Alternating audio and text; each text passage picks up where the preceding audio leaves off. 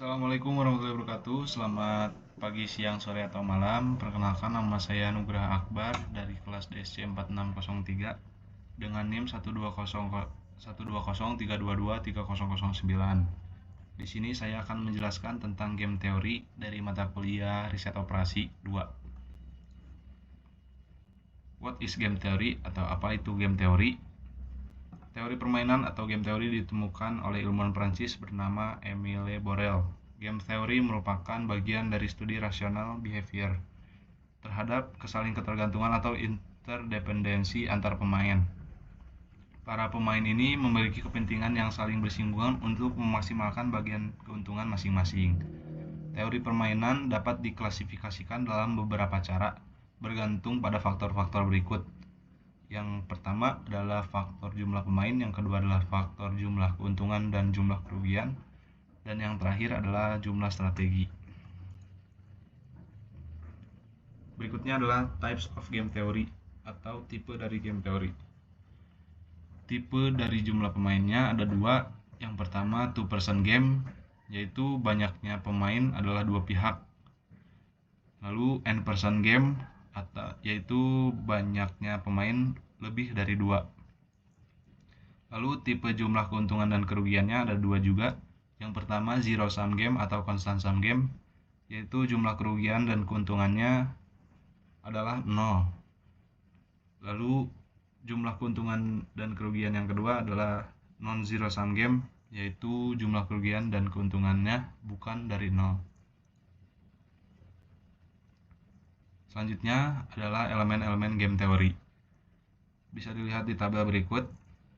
Pemain A dan pemain B itu adalah pihak yang terlibat. A1, A2, B1, B2, B3 itu adalah strategi yang dimiliki oleh masing-masing pemain. 6, 9, 2, 8, 5, 4 ini adalah nilai outcome atau pembayaran dari strategi permainan yang berbeda. Tujuan model permainan ini adalah untuk mengidentifikasi strategi optimum bagi masing-masing pemain. Berikut adalah ilustrasi game teori Prisoner's Dilemma. Tahanan A, tahanan B merupakan pihak yang terlibat. Mengaku dan tutup mulut itu adalah strategi yang dimiliki masing-masing pihak. 5 tahun, 0 tahun, 20 tahun adalah nilai outcome.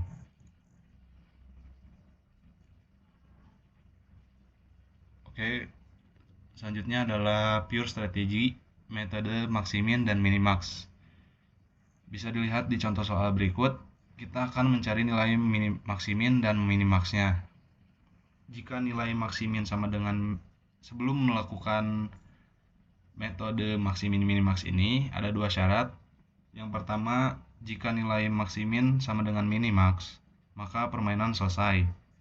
Lalu jika nilai maximin tidak sama dengan nilai minimax, maka harus diselesaikan dengan strategi campuran atau mix strategi. Lanjut ke fokus ke gambar pojok kanan bawah sini.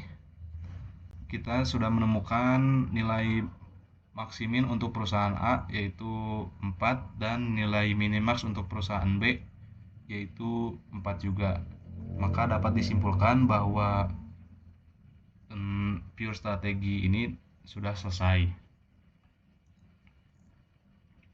Selanjutnya adalah mix strategi. Pada game yang tidak memiliki saddle point atau nilai minimaxnya tidak sama dengan nilai maksimin, penyelesaiannya harus menggunakan mix strategi.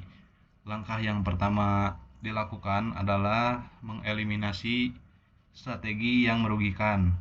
Untuk perusahaan A, karena ada nilai minusnya, maka S2 itu dieliminasi. Dan perusahaan B, karena harga 9 ini terlalu besar, maka dieliminasi juga. Selanjutnya, fokus pada tabel yang di sini adalah tabel yang sudah disederhanakan nilai outcome-nya.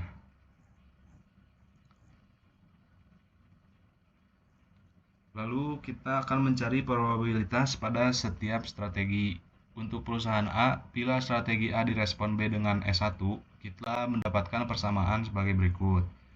Selanjutnya, bila strategi A direspon B dengan S2, maka kita akan mendapatkan persamaan berikut.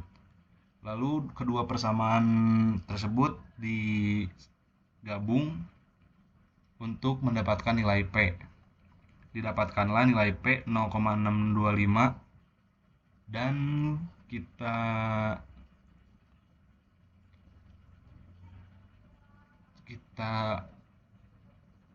masukkan nilai P ke dalam 1 min P, yaitu selanjutnya kita mendapatkan 0,375. 0,375 disubstitusikan pada kedua persamaan berikut, didapatkanlah 3,5 pada persamaan 1 dan 3,5 pada persamaan 2. Selanjutnya, untuk perusahaan B, bila strategi B direspon A dengan S1, didapatkanlah persamaan 1 berikut, dan bila strategi B direspon A dengan S3, didapatkanlah persamaan 2 berikut. Lalu gabungkanlah kedua persamaan tersebut untuk mendapatkan nilai Q. Didapatkanlah nilai Q sama dengan 4/8 sama dengan 0,5. Apabila Q sama dengan 0,5, maka 1 min Q sama dengan 0,5. 0,5 kita substitusikan pada persamaan 1 dan 2. Didapatkanlah 3,5 pada persamaan 1 dan didapatkan 3,5 pada persamaan 2. Jika perusahaan A dan perusahaan B melakukan strategi yang sudah sesuai, maka kedua perusahaan akan mendapatkan strategi yang optimum.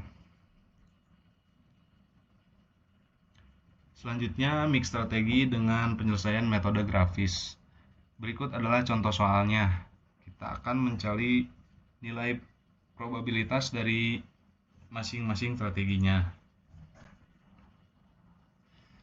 Dalam kasus ini, B hanya mempunyai 2 strategi dan total probabilitas penggunaan strategi B1 dan B2 adalah 1. Maka dapat dimisalkan bahwa Y2 sama dengan 1 min Y1. Kita akan memisalkan A mengambil strategi A1 dengan ekspektasi nilai W1 0x1 ditambah 5 buka kurung 1 min Y1. Untuk nilai X dan W itu adalah 0 dan 5. Kita mendapatkan 0 dan 5 nilai X dan nilai W dari soal berikut. Selanjutnya kita akan memisalkan Y1 sama dengan 1 dan Y1 sama dengan 0. Setelah dimisalkan dan kita mendapatkan nilai ekspektasi dari masing-masing persamaan, kita dapat menggambarkan grafik pada layar berikut.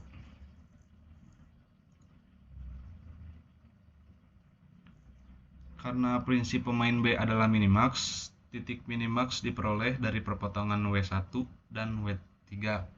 Berapa nilai titik minimaxnya? Kita akan menggabungkan kedua persamaan, yaitu persamaan W1 dan W3. Didapatkanlah Y1 sama dengan 4/5 dan Y2 sama dengan 1,5 dengan nilai ekspektasi 1. Karena W2 tidak melewati daerah minimax, maka X2 sama dengan 0, sehingga X1 ditambah X2 ditambah X3 sama dengan 1 dengan nilai W sama dengan V sama dengan 1. Selanjutnya kita misalkan B mengambil strategi B1. Didapatkanlah nilai X1 sama dengan 1/2 dan X3 sama dengan 1/2. Dapat disimpulkan probabilitas A memilih A1 itu setengah, probabilitas A memilih A2 itu 0, probabilitas A memilih A3 itu setengah, probabilitas B memilih B1 itu 4/5, probabilitas B memilih B2 itu 1/5, dan ekspektasi nilai permainan dari soal berikut adalah 1.